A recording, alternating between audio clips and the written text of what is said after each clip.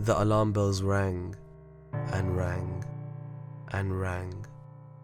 Was this really happening, or was I dreaming? What does this mean? Are we all going to die? Has the beast returned? Cried the masses as fear engulfed them. I had waited my whole life for this moment. The last time the bells rang was when I was but a young boy. 15 years ago. A savage beast wreaked havoc upon the city, leaving nothing but ruin in its path. It so happened to be that my father, who was the commander at the time, fell prey to the beast. 15 years. 15 years I have waited for this moment. I shall not let it live. It must die. I had replayed this scenario over and over again in my head. Vengeance would be mine.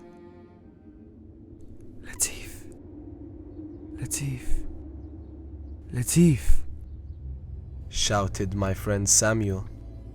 You're going to miss this opportunity we've been waiting for. I came to, as the screams and roars faded in. Let's make haste, Samuel, I shouted. We ran towards Mount Domu, which was known for its perilous routes. It was said to be an inactive volcano, or believed to be inactive. Samuel and I were accustomed to the route. Our plan was to trick the beast into pursuing us, only for it to fall to its demise, and if it didn't die then, we had left a surprise for it at the summit. I turned back and gave the beast a menacing glance as I shouted with the full strength of my lungs. Pathetic beast, do you only pick on the weak? Come for me. The beast stopped its rampage and fixated on me with eyes filled with anger. It screamed as it charged towards us. Hurry, Latif! This is nothing like what we anticipated. We ran towards Mount Domu, never turning back, only hearing the destruction of the beast closing in right behind us. Before we knew it, we reached Mount Domu and began our plan. We had chosen the fastest route to the summit, which happened to be the most dangerous. Make it or break it, right, Latif? Always reading my mind. We reached the base of the volcano, slowing down our pace to catch our breath, but more importantly, to hear the beast. It was quiet, too quiet. Where had the beast gone? We continued walking at that pace but kept our backs against the wall to look out for the beast. It was still nowhere to be seen.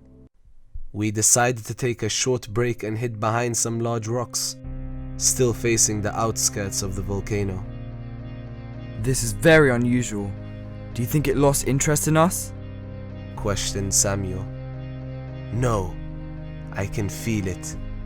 It's close, very close. We're being watched. To that, Samuel did not respond, for he himself tried to ignore the feeling of being watched.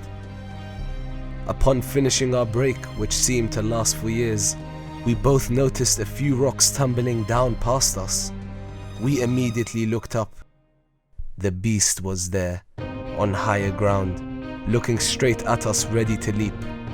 Without hesitation, I pushed Samuel to the other side and felt the breeze of the beast brush past me. Thanks, mumbled Samuel. I ran quickly to the ledge of the platform to see what had become of the beast. It had rolled down to a lower ground with no injury and was coming back with terrifying haste. What was worse was that Samuel and I were on different platforms. Samuel had fallen a few levels from the push. Damn! It seems to be familiar with Mount Domu. Could it be? Could Mount Domu be its home? I exclaimed. Who cares? We need to go up now and fast, shouted Samuel. You're right. I'll take the route up from here while you go around. We'll meet at the top. Understood. I continued climbing up, looking back every now and then to see where the beast had gone. Did it go after Samuel? No. That's not possible. I can't lose him. Not Samuel. Where are you? I cried in frustration. These words echoed throughout the volcano. The ground began to shake. To my surprise, the beast was climbing up, faster than ever, as if responding to my call. Yes, yes, come for me, I shouted. I made haste to the top and was approaching the edge of the crater. This was it. This was the moment I had been waiting for. All types of thoughts were rushing through my head. Would I kill the beast, or would the beast kill me? Was Samuel fine? But it mattered not, for I finally reached the crater. I had left an arsenal of weapons at the top. Amongst them was my father's blade. I grabbed it by the hilt, raising it to the sky. The scene was set. There was a tremor from the ground. The beast had arrived. We glared into one another's eyes, reading each other's thoughts. The silence was deafening.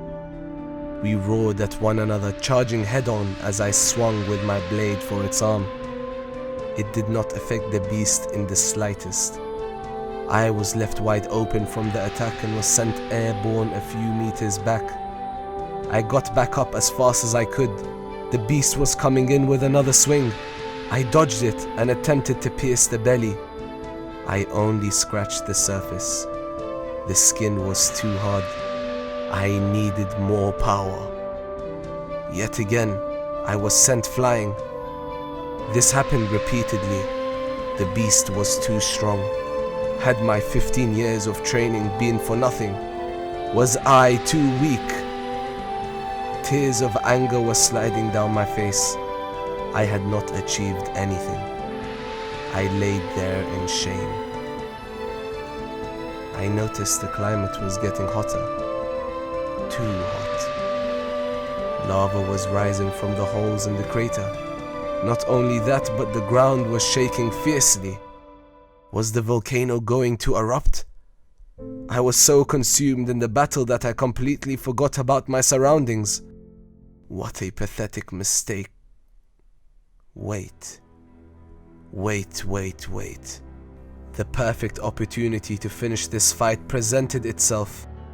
All I had to do was keep the beast distracted long enough for the volcano to erupt. I rised back with a newfound hope.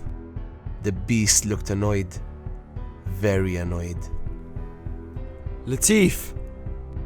Samuel was still alive?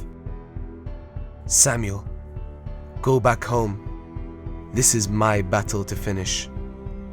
But Latif, the volcano's going to erupt any time now.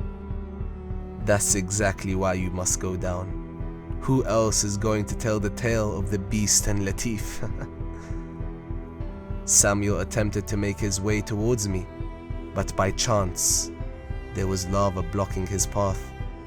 He mumbled under his breath, "Don't die," and left. There was nothing left to worry about. My mind was clear. I charged towards the beast and exchanged countless blows. My attacks still weren't strong enough. The beast slammed me down onto the ground over and over again. My bones were breaking. He continued to pummel me. Was I dead? No, not yet. I could still breathe. I could still feel the hot air. The volcano was on the verge of erupting and the beast knew that, so it left, thinking me for dead. I struggled to move. It was at this moment I remembered. Samuel, my village, my father. With that thought, I gathered all the strength I had left and stood up. The beast was still on the crater, on a lower platform, close enough for one final attack. I leaped into the air, screaming in excruciating pain, and mustered whatever power I had left.